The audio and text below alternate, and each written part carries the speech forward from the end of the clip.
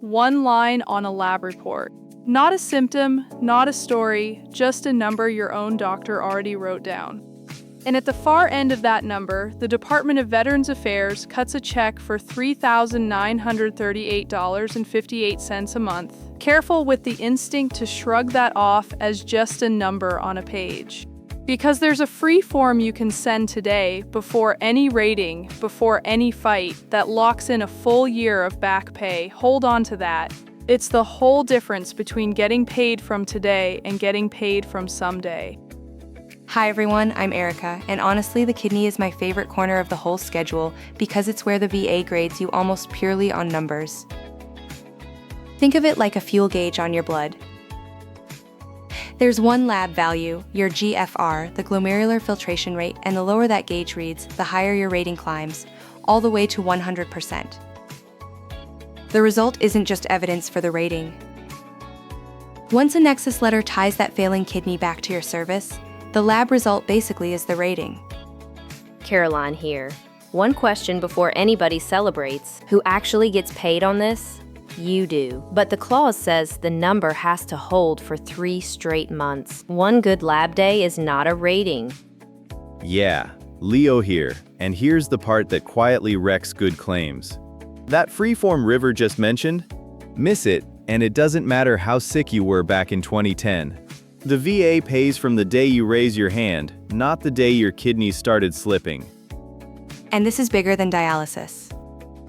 That protein your doctor flagged, the albumin your kidneys are leaking, has its own line on the schedule. Even a rare inherited kidney condition most raters have never heard of still gets a number, through a rule called 38 CFR 4.20. We'll build that whole door later in the video. And this is the question in every kidney claim thread. Someone wrote in and said, "My labs show protein, but the VA gave me 0%. Is a 0% rating even worth filing?" Short answer, yes. And I'll show you exactly why a 0 can be the most valuable rating you ever get. Quick note before we climb. Last time I promised the next exposure isn't an infection at all, and here it is, the damage that shows up as one quiet line on a lab report. If you want the plain language guides and the free tools, they live at va.professorerica.com. Ladder. Everybody pictures kidney trouble as one cliff. You're fine, and then one day you're on dialysis. It isn't a cliff. It's a ladder with 5 rungs, and every rung has a dollar figure bolted to it. Let me show you the rungs.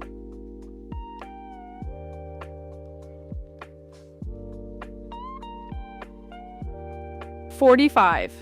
That's the GFR that already pays you. Not failure, not dialysis. 45 to 59 on a routine blood test is a 30% rating. And it climbs from there. Every rung down on your GFR is a rung up on the money. How far down does the ladder go? All the way to the top. Watch this, I'll put the whole ladder up. 30% at a GFR of 45 to 59. 60% at 30 to 44. 80% at 15 to 29. And 100% the moment you drop under 15, go on regular dialysis or get approved for a transplant. So dialysis is an automatic 100%? Automatic. That's the whole answer. So one bad blood draw and you jump to 60/40 on the gauge. That's a 60%. Hold on, one bad test and you're at 60? No way. It isn't, and that's the catch. Here's the ruling. The clause says the number has to hold for 3 straight months inside the past year. One reading proves nothing. Fair, 3 months. Got it. And credit where it's due, Caroline had that 3-month rule up top and I skipped right past it.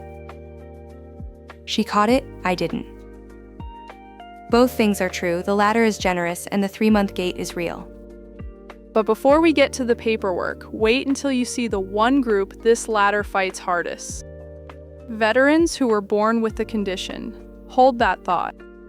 But none of this pays a dime if the rater can't even find your condition on the One thing before the next part, and then we move right on. If any of this is clicking, tap that like, hit subscribe, and ring the bell for the next one. It takes a second, it costs nothing, and it helps more than you would think.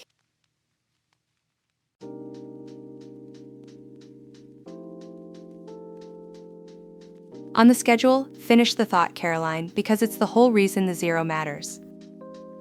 If nobody documents the protein now, there's nothing for a rater to find later. Right.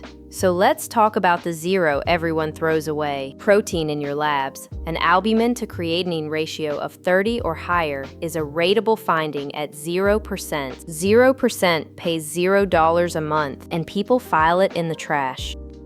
Which feels insane, right? Why chase a rating that pays nothing? Because a 0% rating isn't about this month's check. It's a placeholder the VA can never take back. It nails down two things: that your kidney condition is connected to your service, and the date you're paid from.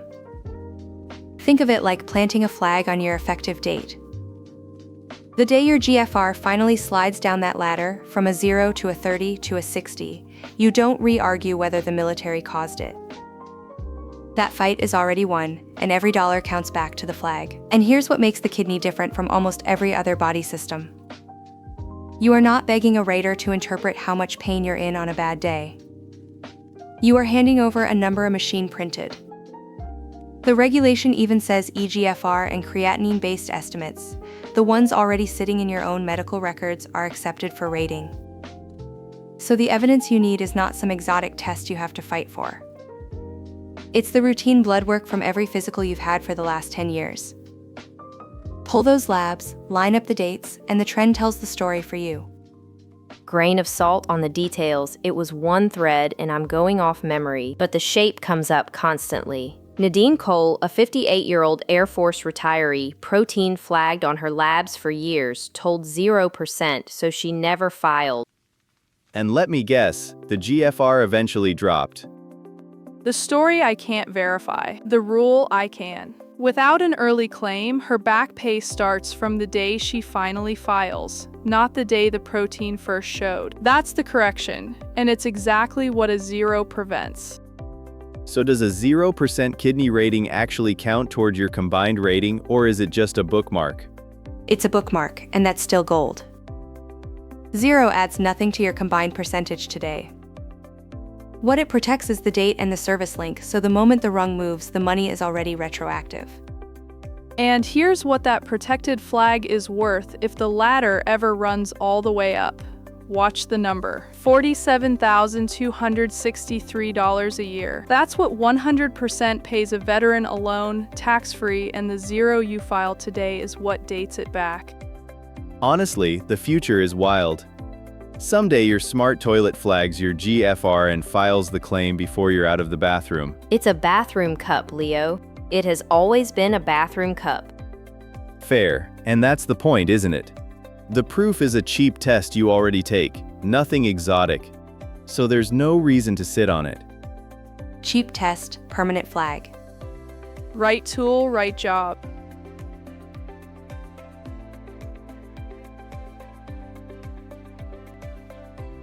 Okay, different animal entirely. Let's talk about the one free form that turns all of this into money in the bank. The intent to file, VA Form 21-0966. Send it, and the VA stamps your effective date the day it lands. And here's why that stamp is the most valuable free thing in the whole system. The intent to file gives you a full year to gather everything and file the real claim, the 21-526 EZ. But your money doesn't count from the day you finish. It counts from the day you first said, "I intend to file." So you get the runway to build the claim right, without losing a single month of back pay. So before I put the math up, guess with me. A veteran files the intent. Then the grant lands 11-12 months later at a 60% kidney rating. Leo, over or under $10,000 in back pay? Under, call it 8,000, maybe 9. And the year of waiting basically eats the back pay anyway, right? So it's a wash.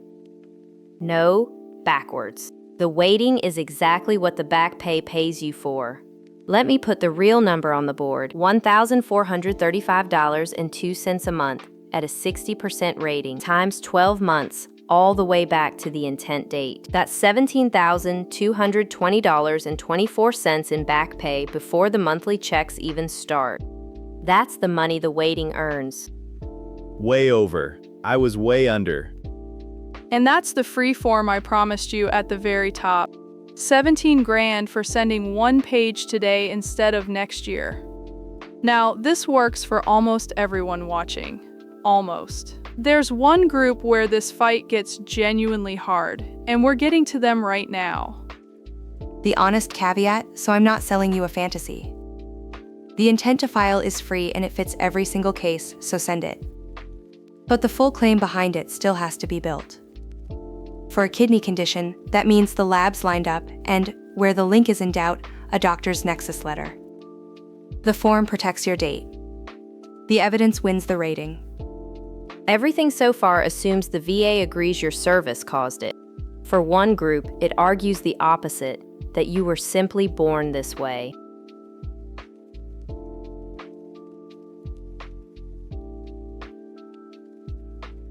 Here's a fork worth a real debate, because veterans pour months into it. Alport syndrome. It's inherited. It shows up as blood and protein your kidneys leak, and it marches toward kidney failure. The VA's first move on a condition you were born with is to say it pre-existed your service, so it isn't their bill. The fight is whether you should chase it anyway. Erica, make the cold water case. Leo, you get the push. Here's the ruling, and it's not the fun one. When a condition is hereditary, the VA can grant it only on aggravation. 38 CFR 3.306. You have to show the disability increased during service beyond its natural progress. And that phrase, natural progress, is a wall. A disease that was always going to worsening on schedule is not aggravation. So my caution is real. Don't fire off a bare Alport claim and assume it wins. It usually doesn't. Leo, push back on the wall. Because the wall has a door in it. Aggravation is winnable when the service made it worse faster than the disease would have on its own. Think of it like an oil change schedule. An engine wears out eventually, that's natural progress. But run it hard, skip the maintenance, redline it through deployments, and it fails years early. That early failure is the aggravation, and that's what a good nexus letter documents. Okay, but stress test your own analogy. What's the aggravation when the engine was already failing the day it was built? A hereditary condition isn't a well-maintained engine you abused. Some Alport cases were headed to failure regardless. One catch though, and it breaks your version. Unlike an oil change, the veteran often didn't even know the engine was defective. If Alport wasn't noted on the entry exam, the presumption of soundness kicks in. Now the VA has to prove both that it pre-existed and that service didn't aggravate it. That's their burden, not Stop right there. That soundness point is my lane. all yours. Run it. Because it flips the whole burden. If no doctor wrote Alport on your enlistment physical, the law presumes you entered healthy. The VA then has to prove, with clear evidence, both that you had it before and that service left it untouched. That's a genuinely hard thing for them to prove. So I'll narrow my caution. A blind Alport claim with nothing? Long odds. An Alport claim where it was never noted at entry, plus a nexus on the accelerated damage? Now we're in a real fight. Okay, two ways to answer that. Someone's thinking, so is Alport worth one claim or not? Wrong question. The real question is worth two theories on one claim, the presumption of soundness and aggravation argued together. That's the whole answer. And that's the group you promised at the top, right? Born with it, told it's not the VA's problem. That's them. And the loop closes here. Born with it does not mean shut out. It means you argue soundness first, aggravation second. So here's the verdict, and it's split on purpose. Erica's right that a bare hereditary claim loses on natural progress. Leo's right that soundness plus a nexus can win. For the person whose Alport was never on their entry exam, file and get the nexus letter. For someone diagnosed and documented before they ever enlisted, walk in clear-eyed, because that one is genuinely uphill. And there's one last door, the one that rates conditions the schedule doesn't even list by name. Miss it, and a real, rateable disease gets denied for not existing on paper.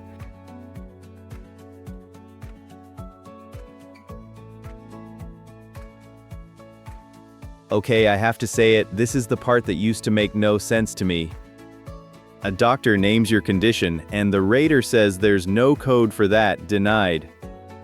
How is a real disease invisible? Because most rare kidney conditions never got their own diagnostic code. The aminoacidurias, where your kidneys leak amino acids they should keep. Rare tubular defects, even Alport itself. There's no line in the schedule with their name on it. And a rater who can't find the name sometimes just says no. So who wrote the rule that fixes that? The rule is 38 CFR 4.20, and it's the door under this whole video. Let me draw exactly what it does. But 4.20 has a trap of its own, so I called someone who lives inside these claims. Amir knows the lab-driven kidney case is cold. Amir, you're on. Hold on before anyone celebrates. The question isn't whether 4.20 exists. It's what you rate the condition analogous to. Pick the wrong analog and you undersell the whole claim. For these tubular and hereditary cases, you almost always want to be rated as renal dysfunction, the GFR ladder, not as some minor listed condition that caps out low. So the analog choice is the fight, not whether analogy applies. Every time, and the rig guards it. 38 CFR 4.2, oh I believe, check my number. The principle isn't in doubt. It warns against conjectural analogies, so you can't reach for a flattering code out of thin air. The functions, the anatomy, and the symptoms all have to line up, kidney to kidney, which is why renal dysfunction fits, and something random. So an aminoaciduria just rides the ladder straight to 100%. Not automatically. The analogy borrows the criteria, not a free 100%. Your rating still tracks your real numbers. A mild leak with a normal GFR sits at 0, same as anyone else. The door gets you rated fairly, it doesn't hand you the top rung. So bring the EGFR trend, name the analog you want, and let the numbers carry it. That's the claim. Then forget the rating for a second. What's the one move every person watching should make tonight, whatever their number is? Pull your labs and read the GFR line. That's it. Every rung on today's ladder, the 0% flag, the 17,000 in back pay, the 4.20 door, all of it starts from a number that's already in your file. Read the number, then send the form.